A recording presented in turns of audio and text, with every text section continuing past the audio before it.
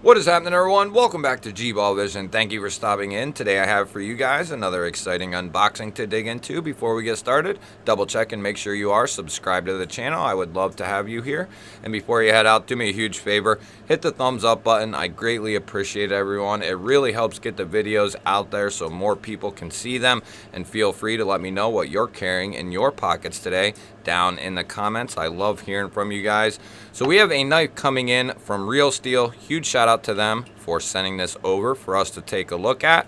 They just released a bunch of new models into their lineup, and I believe this is one of them. This is called the Kakashi. We have a stonewash black and blue handle.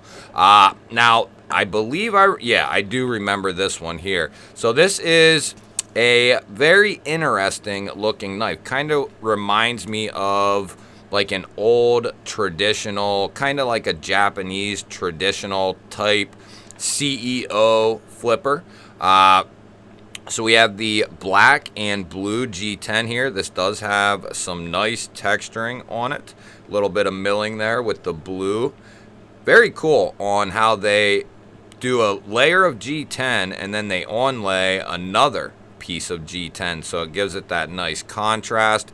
And then they do that kind of famous, at least to me, this taco style handle, which is internally, this is an integral. It's a steel integral frame, meaning this handle is one solid piece of steel that has been wrapped over. And what that really does is it makes the knife maybe a little bit more stronger than if there was standoffs or just a floating backspacer in here. Being as it's one solid piece, it makes it a little stronger, and it makes the ergonomics of the knives just so much more comfortable because that acts like a full-length backspacer. And it's just going to make this knife extremely comfortable in hand. We have a nice deep carry pocket clip there, very deep. You shouldn't see, we'll check, you shouldn't see much of this knife, if any, poking out. And this may be reversible as well. If I know Real Steel, yeah, they made it so that you could switch this guy around. I have to believe that. And then that looks to be like a lanyard hole there. Yeah, that looks like you can wrap a lanyard through there. The detent on this, guys, is ridiculously snappy.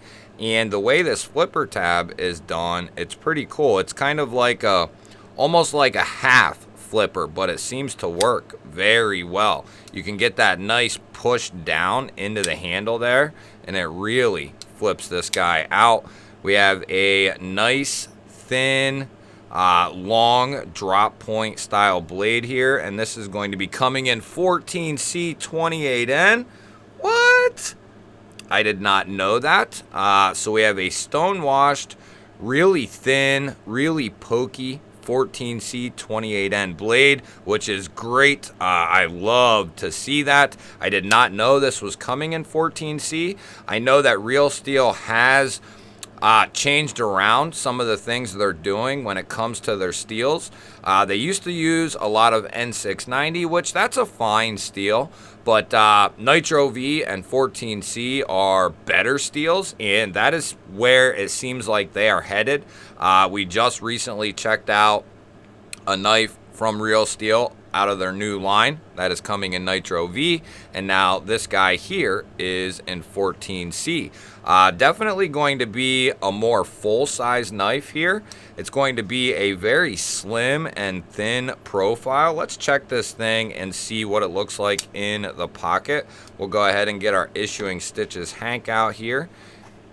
And yeah, just like I thought, there won't be barely any of this knife poking out of the pocket, so that will be a nice touch for a lot of people who prefer that deep carry.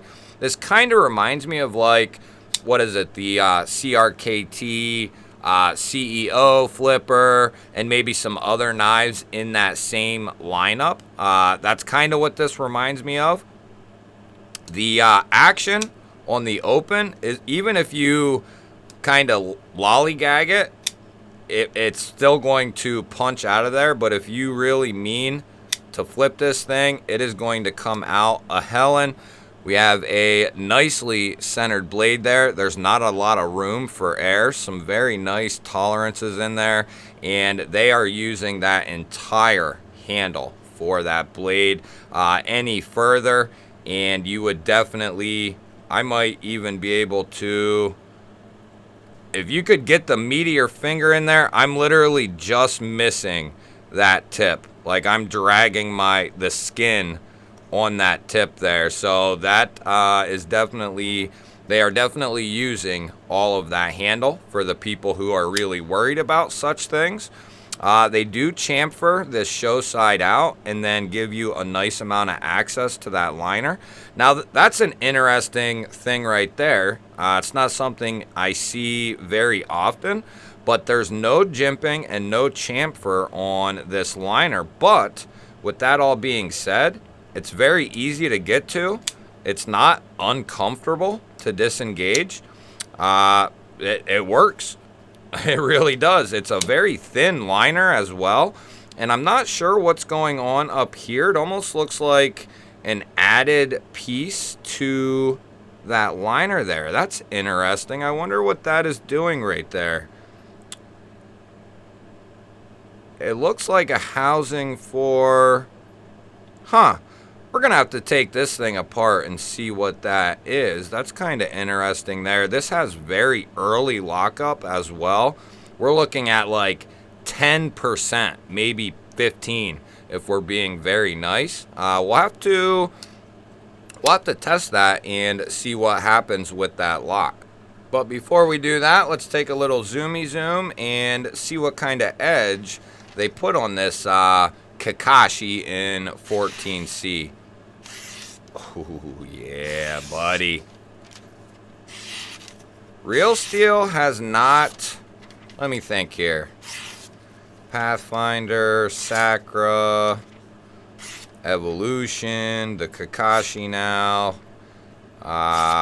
They have not let me down yet. I've even checked out one of their fixed blades, which you may or may not have seen yet.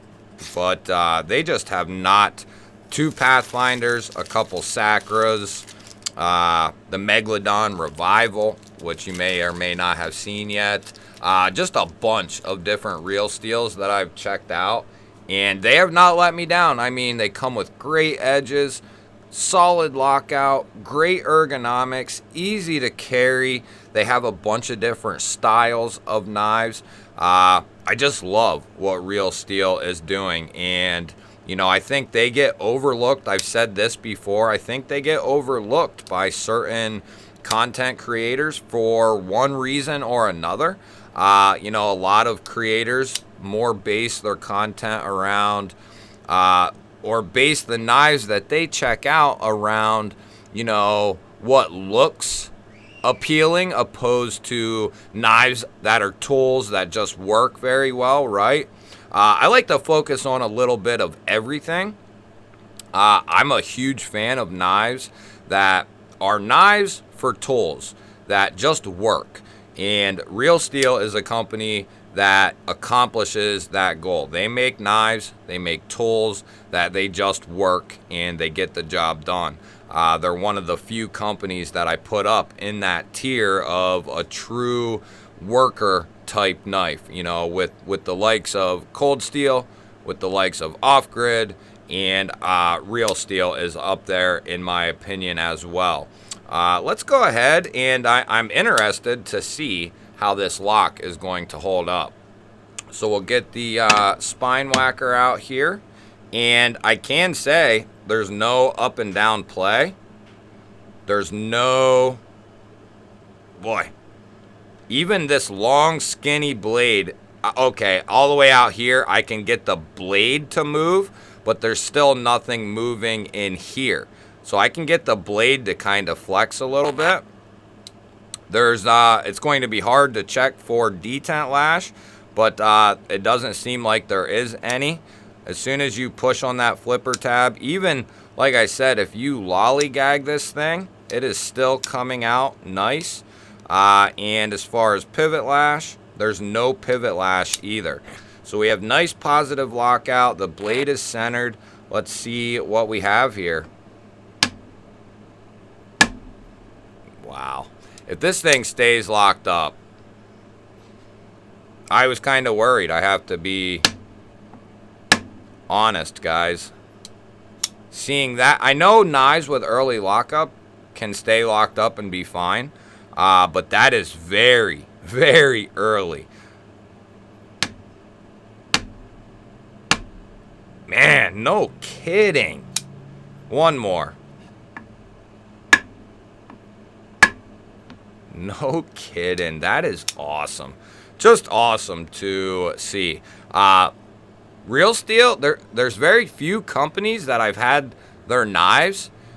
All the knives that I've checked out from the companies that I do check out, there's always a company that I get a knife and the lock fails. Now, that's not to say that Real Steel doesn't have, you know, a knife out there that has failed a lockup issue. I'm not saying that that won't ever happen, but you know, they are basically 100% with me. I have not had a single knife from them that has had a lockup issue, that has had a dull or subpar edge.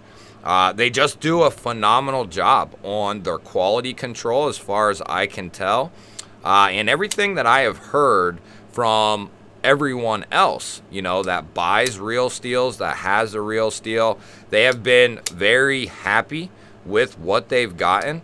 And, you know, talking with Real Steel, they're very hands-on when it comes to any issues or any problems or anything that they can, you know, get their hands on and fix. They're really interested in what the consumers have to say about their products, and if there's anything that they can do on their end to make changes, because they are constantly asking me how things are going with the knives and what's the reception like. And, you know, so they're just a good company that wants to listen to their customers, and it's just something I've thoroughly enjoyed, this journey with Real Steel. You guys will have to let me know.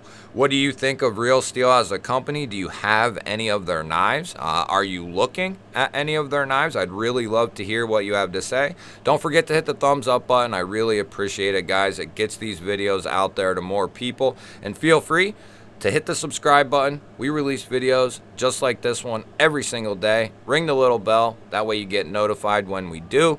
Otherwise, guys, I'll throw up a couple of new videos. Go check one of them out. Have yourself an awesome day. Thank you for watching. Catch you on the next one.